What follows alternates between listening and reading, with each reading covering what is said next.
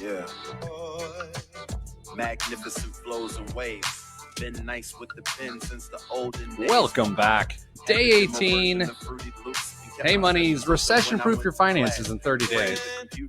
How am I doing? Well, I'm wearing a tequila t-shirt, and my forehead is bleeding, so it's a beautiful day. If I start gushing blood during this show, just know that I did it for the brand. Joining me today to kick us off is the one and only Olivia Dunn.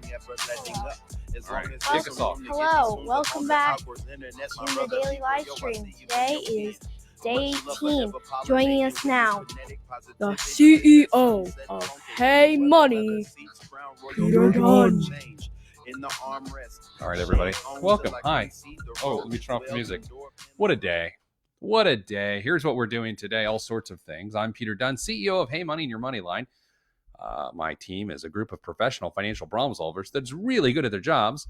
Turns out the entire world has financial problems right now, and we're working through them in the hundreds, if not the thousands at this point. Okay.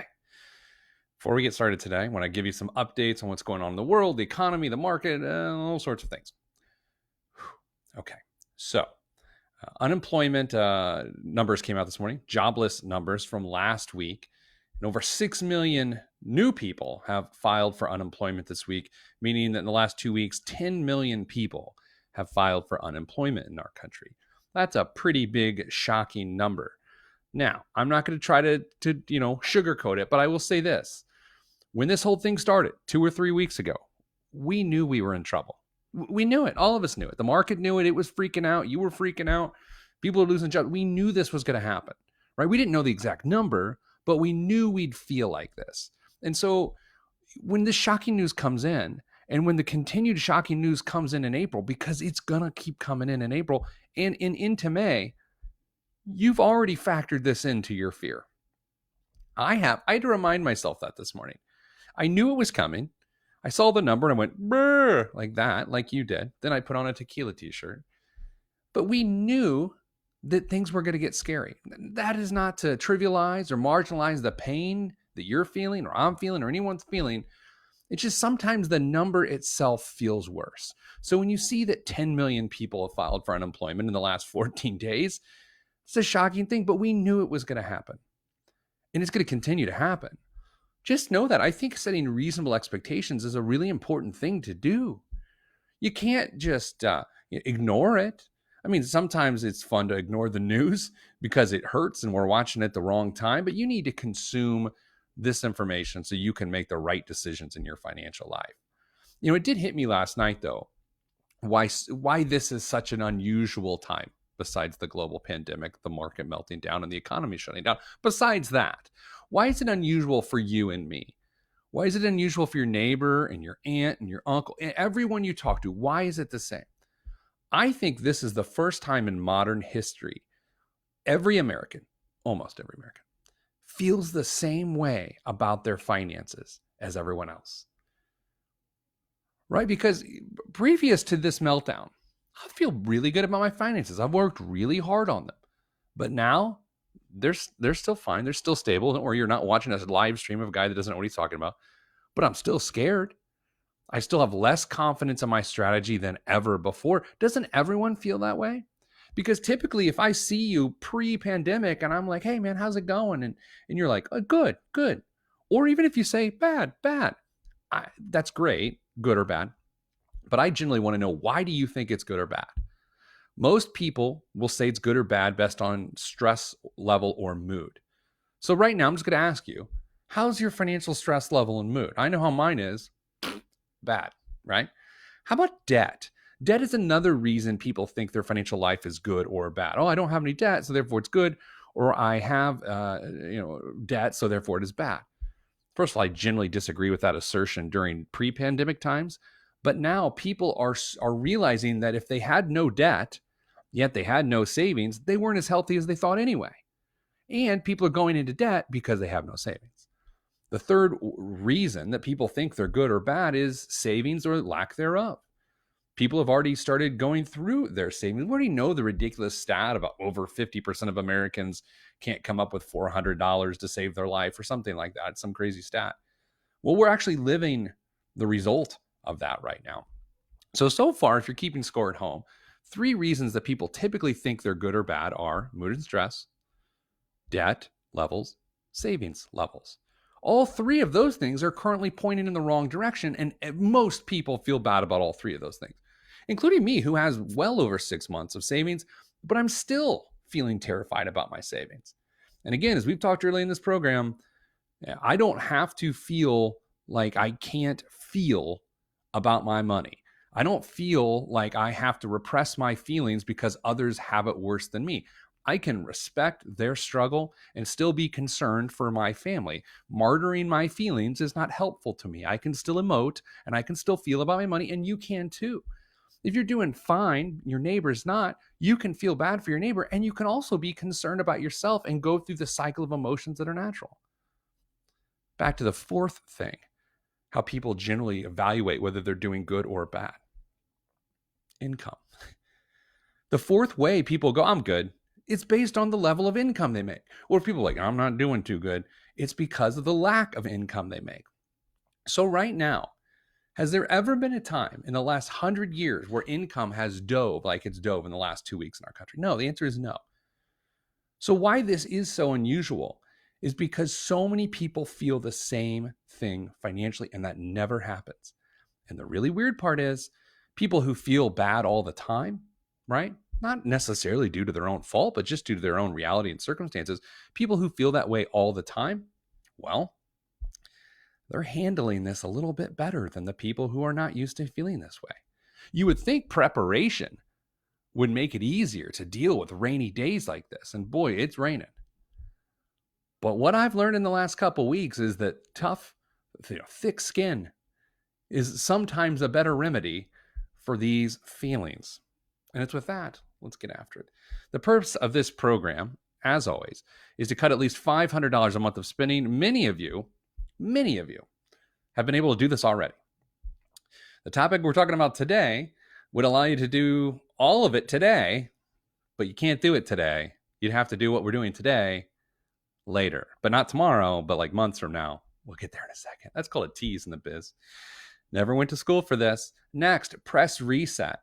Like we've been saying, if you feel like your financial life is put upon you, that you didn't make these decisions and you woke up one day and this is your financial life, these are your choices, and you feel trapped by it, this is an opportunity to press reset pretty hard. And today we're actually talking about that too. And finally, stop guessing.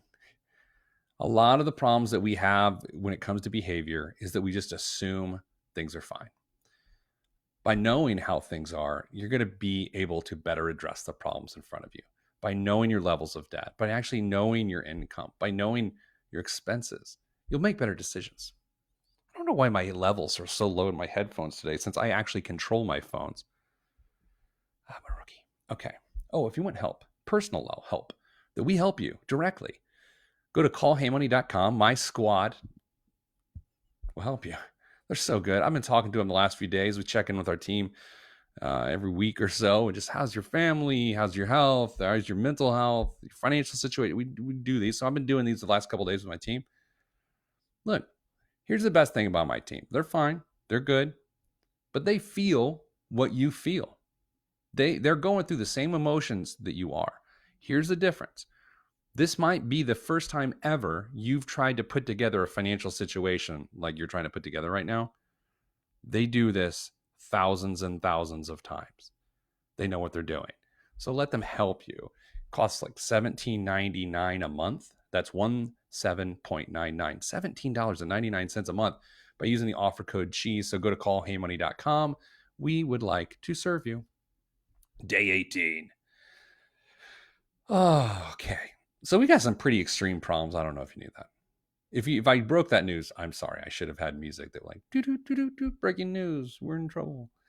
Guys wearing tequila shirts on live streams. Casamigos. Nothing better than wearing a high-end tequila shirt. So it's like, things are bad. He's drinking tequila, but not so bad that he's buying cheap tequila. All right. So under normal times, making big, bold budget moves is not only a powerful thing to do, but it's actually incredibly realistic. It doesn't feel realistic. Oh, but it's realistic. What we're talking about today are moves that would be very powerful if you can make them, but you can't make them right now. But it's so important for you to understand that down the road a few months, these things may be an option for you. And so I need you to start considering them, not to hang on to some level of false hope, but instead to make it part of a long-term sustainable strategy. Remember, some of us have short-term challenges. Others of us have mid-term challenges. Some of us have long-term challenges, and some of us have all three. This is a good long-term solution, what we're dealing with today. Anytime you've got a big problem financially, there's three things you can do. You can increase the level of income you make, which we'll talk about in a second. You can change your housing situation significantly. And finally, you can change your transportation reality as well. So let's dig into these things. Please understand, this is a bad time to tune out, because then I'm out of touch guy that is telling you to make more money right now and change your house and car in the midst of a recession when no one's working during a pandemic. Okay, so then now is the wrong time to tune out. Let's get after it. Okay, typically speaking, I think one of the best, smartest ways for a person to improve their financial life is to cut their spending as much as they can and then go seek supplemental or additional employment income opportunities. Notice I did not say one of the best ways to get ahead is to get a second job. You can't do that because, and by the way, we're talking normal times. We're going to talk about now here in a moment. In normal times, if you just go get more income, but you've not cut your expenses, you'll make your problem worse because you're not being as resourceful as you need to be. And so getting more resources only leads to more resourcelessness. Yeah, who cares, right? You won't be resourceful if you get more money. It's the old thing. It's like money magnifies who you are. And until who you are is a resourceful person, you will waste more money if you make more money. Plain and simple. So much so that I have seen people who were struggling that went to get another job to support themselves, to get through that problem. But because they didn't really identify what the problem was, they were guessing what the problem was, and they didn't identify the exact dollar amount that would have solved the problem, they started working, grew their lifestyle because they had more income. And then when they went to quit the second job, couldn't, because they've increased their dependency on money so much, which is a terrible thing to do. Typically, when we're helping with people with these situations, we tell people to give their job a job. Okay? Give your job a job. If I'm struggling, let's say I'm $3,700 in credit card debt, and it comes to be the holidays, and I want to get a part-time job to help me through the holidays, then what I should do is make $3,700 of take-home pay, use the $3,700 to pay off the debt. Now I'm out of debt, and then I don't need the job anymore because I no longer have the debt payment. That is an intelligent use of additional income. Now look, I know right now, let's get to the now. I know right now people are doing everything they can to rub two nickels together. By God, bless you, right? You know, when you don't know what to do, if you just grind, there's really nothing wrong with that. But if you step back a hair and you can take a smarter look at this, you're going to get better results. So one of the questions I've been asking myself and talking to a lot of my really much smarter than me friends about is, what happens to the gig economy when this thing is all said and done? You know, the gig economy in many ways grew out of 2008 and 2009, people that felt left behind by the improving and recovering economy. And they said, look, can't find a full-time gig. I can't find someone with benefits. I'm going to drive a car and pick up strangers and drop them off at the airport. Or I'm going to jump in the car and take someone's tacos to them because they're too lazy to go pick them up themselves. Or I'm going to, whatever. I'm going to rent a room out of my house with, Airbnb so someone can hang out here. No one's renting rooms out of the house right now. I don't want anybody in my house. I don't even want to be in my house, right? I think coming out of this challenge, the gig economy is going to look wickedly different. And I don't like delivering that message because the gig economy in many ways is hope. It's that second job. There was a time a few years ago when I was talking a lot about second jobs and how they solve problems. So I went and got a bunch of second jobs and wrote about it and documented it so that I could appropriately instruct people on it. Because for me to sit up here and go, just go drive Uber for 3 days a week, and then having never done it, that doesn't seem cool. And as we've covered on this show, I will never tell you to do something that I've never done because that's just not cool. I'm not a hypocrite. So I did it, and it's hard, and it's not necessarily fun. So if you're going to have a gig in the gig economy, it's got to mean something. But my fear is that's going to change. I think, and this is just my opinion, your opinion matters here too. I think our best chance to fix some of the damage that will be done over the next 3 or 4 months is seasonal work at the end of the year. I think from Black Friday to the end of the year, if you're creating some damage now, not by your own doing, but by circumstance, one of the best ways you're going to be able to fix that is from Thanksgiving to the end of the year by working retail or working something where natural spending habits pick up, and use that to repair some of the damage here. And I tell you this because, again, under normal times, I'd be like, all right, I'm going to show you how to get a second job. I'm going to show you how it fixes your stuff. That's not possible right now. It's for some people, but not really. It's not a realistic solution for most. But as you're doing the best you can right now, and as income starts to flow again, and you're starting to see deficits grow, debts grow, savings accounts go away, problems exist, just resolve to later in the year, get back to work, a second job for 2 months, a month and a half, 6 weeks, whatever. And I'm not saying this from the mountaintop. I'm not saying, well, you guys need jobs. I'm saying strategically, you can get to this time next year, 2021, with the least amount of residual problems if you consider the second source of employment. All right. Okay, let's talk another one. Now, this is one of my favorites too. I think most people get themselves into a jam from a housing perspective. There are some cities in our country where you have no choice. You choose to live in that city, housing's going to ruin your financial life. There's other places like where I live in central Indiana where most people get themselves into trouble with their housing solutions. And they do it under this premise, this God-given American dream of this is what upward mobility looks like. This is what our income will do over time. And we're going to grow into the ability to afford the place we're about to buy. How do I know this? Well, because I've seen thousands of people do it, and I did it myself, my own stupid self. You have a lot of confidence in yourself. You have a lot of confidence in your ability to create money, all those sorts of things.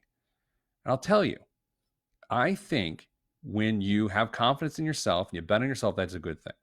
But when you tie a monthly payment to it, I used to have the sales manager when I first started in the financial services business back in the year 2000 that wanted to take all the young guys, I was young at one point, around to a car lot and make us buy a brand new car so that we'd have extra pressure to perform. I thought that was stupid then. I think it's stupid now, but I think we do that to ourselves when it comes to housing. Spending too much on housing, biting off more than you can chew. So what I'm suggesting to you is one of the best long-term moves. One of my best friends has done this, and it changed his life. If your house is the issue, if you are overhoused, if more than 40% of your income is going to a mortgage payment and another 20% to utilities because you have too much house, so 60%-ish, if your money is going to housing, stop. What if you're renting a place that just takes so much of your income? You're never there. Stop. Just stop. I'm asking you to make a change. Not right now, not realistic, but a poor housing choice will ruin your financial life. Absolutely, 100%. And utilities and maintenance will too. You cannot be overhoused. Now, look, it is nice to be in a house right now. I feel privileged to be in a comfortable home right now where I can broadcast to you every day. But it's not biting off more than it can chew. I'm trying to pay off this thing, but somewhere between a 10 and 15 year loan. That is not too much to chew. If you can barely afford the 30-month payment, 30-year payment, if you're going to buy a house and you can barely afford the 30-year payment, you've got to grow into the 30-year payment. You can't afford it, whether they sell it to you or not. Stop biting off more than you can chew. I have weird news, good news, bad news. The real estate market is going to get kicked in the shorts. I sound like an old guy by saying that. I feel like Bart Simpson. No one knows who that is anymore. I feel like the real estate market is going to get hammered. So that could bring housing prices down, could make things more affordable, but I don't think there's going to be as many buyers. A big reason the housing market took off is because credit was loose. People could buy all sorts of home. Banks were like, come on, we want more buyers. It drove up market prices. You put your house on the market, you have 3 offers in a day. That's what drives prices up. I think prices will come back down, but appropriately so, because people, the number of buyers won't exist. By the way, I just got a question from Amy, looking over here. Full-time freelancer for an admin work, do you consider that part of the gig economy? I do, but I think freelancers like that, I think they'll be okay, because I think people will be less likely to bring back full-time employees. Man, I didn't warn anyone I was going to say that. I didn't know I was going to say it, but it's how I feel. I think freelance work will definitely make it on the comeback. I view gig economy and freelance a little different, even though they're in the same family. I think freelancers will have a lot of opportunity because businesses will not want to hire full-time people. It's just how I feel, just my opinion. So anyway, next, transportation. Also a wildly unpopular solution that I happen to love. Right now, all across this country, in fact, on my street, there are people who've got really expensive car payments in relation to their income, sitting in their garage, creating all sorts of pain not being used. I don't blame the people, but at some point in time, you got to look at what is hurting you, a giant car payment, and you got to say, this doesn't even make sense. Yes, these people will leave their house again, hopefully within the next couple months, right? But if you're not driving the car and it's creating financial pain, it's a problem. If you are driving the car and it's creating financial pain, it's a problem. And oftentimes what happens is it's not even just a big payment. You go to a car lot and you're smart. You're like, I want a budget of $239. And they're like, okay, well, this person clearly watched Pete the Planner's tequila show on the internets. So you do that, $239. The finance manager comes out and he's like, all right, here you go. And you sign the paper and you leave. Little do you know, you've got a 9-year car loan. You still could not afford the overall item. They just made it possible to afford the payment by drawing out the payment schedule so much. I think we get ourselves into a big jam when it comes to transportation. That was not a traffic jam joke, although it is now. These are extreme solutions.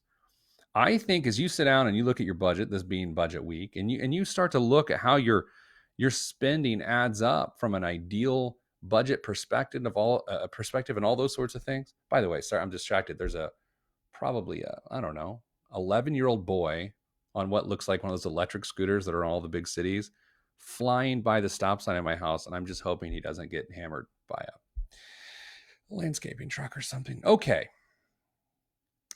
Go to callheymoney.com. Let us help you. We've really enjoyed working with the folks that have been part of this live stream. My team is ready to listen to you, ready to help put together solutions, ready to even evaluate some of these options, the extreme solutions like getting another gig when it's possible, selling your house, or getting a different car. Tomorrow, we're going to deal with more of this stuff. You guys, I have not even had any tequila today. I'm just wearing a tequila shirt. That's the vibe. That's the vibe. All right, I'm going to go stop the bleeding. I don't know what's happening. I love you. We're going to get through this. I just tell everyone I love them now at this point. What's it really matter? All right, we'll get through this. I'll see you tomorrow.